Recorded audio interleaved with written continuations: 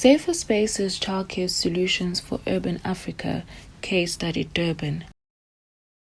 Prior to the pandemic, an estimated 400,000 commuters traveled through Warwick Junction, a transport interchange and informal trading hub situated in the center of Durban every day. The livelihoods of approximately 6,000 to 8,000 informal workers are sustained in the area, more than half are women. Many of these women are engaged in both productive labor as traders as well as reproductive labor, raising a child. Inconsistent and often low income means they are unable to take time off work and cannot afford safe quality childcare. Crèches and preschool are far from the market.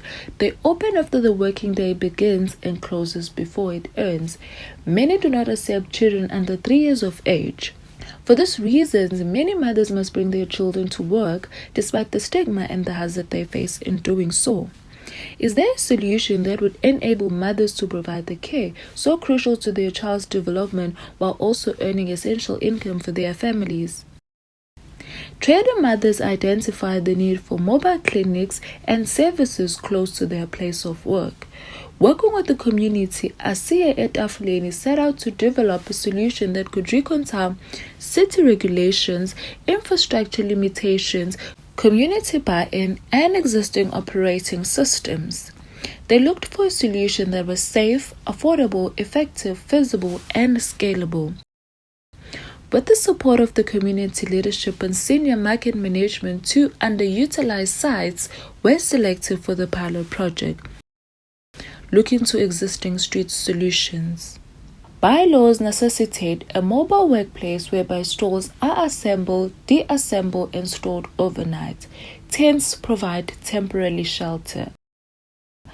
Display crates and boxes are optimized both for compact storage and transport by trolley. Traders pay 20 Rand per day to bearer operators who assist with the transport and assembly. Could a similar pop-up structure work as part of a childcare facility? Pilot solution, micro facilities, and childcare crate. The concept of a micro model is in keeping with the existing regulations for home-based facilities. 9 square meters of a play area for a maximum of 6 children is required, with additional space for 2 childcare crates. A tent and a childcare crate provide the necessary shelter and equipment for the micro facility. Once set up, the crates provide for metro storage, food and a bottle storage, a hygiene and a nappy change area, and a sick bay and a breastfeeding area.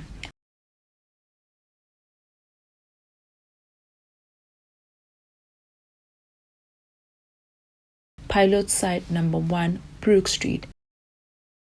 Brook Street, a large partially covered street market, was the site of the first pilot micro childcare facility. This was a test set up to determine the logistic of construction and for parents to see the prototype and give feedback. The process highlighted that the time and effort needed to erect the tent structure was impractical as a daily operation. Permission was sought and granted to build a permanent roof. Daily setup will entail attaching fabric sides and unrolling flooring along with crates and fence setup.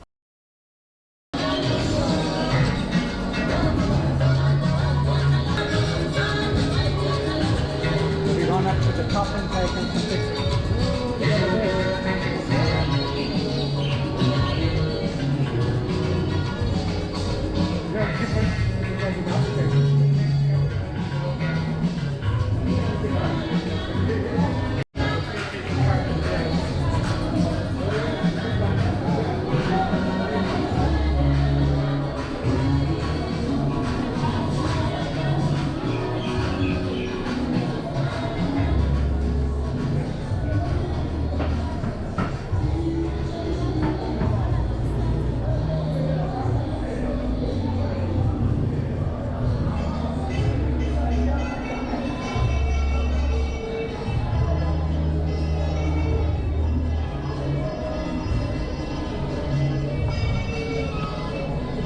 Pilot site number 2, the early morning market.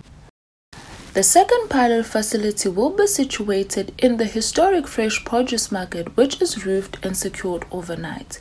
Affectionately described as the Mother Market, the vibrant early morning market has been in existence for over 100 years. The pilot site consists of a pair of vacant stalls, one enclosed and one open but bounded by a wall. After alterations to level the floor and some basic maintenance, the second pilot site was ready. The care crates, equipment, toys, and a tent can be secured in an enclosed portion overnight. Operating model. Regulations require one primary carer as well as one assistant for a facility accommodating 6 children. Mothers and carers in the market and experienced creche operators were consulted about operating models. Initially, the mothers proposed that 2 of them will be carriers, while each of the other mothers will pay R5 per day for the service. This rate required subsidization to align with the street market value. The exacerbated poverty resulting from COVID-19 necessitates a re-evaluation, including more substantial subsidizations. The initial cohort of mothers participated in a 3-day training to learn more about topics such as hygiene, feeding and nutrition, learning through play, life skills, first aid. This training will be required moving forward for mothers joining in the communal operations of the Warwick Childcare facilities. As of making of this video, the early morning market facility is operating as a pilot.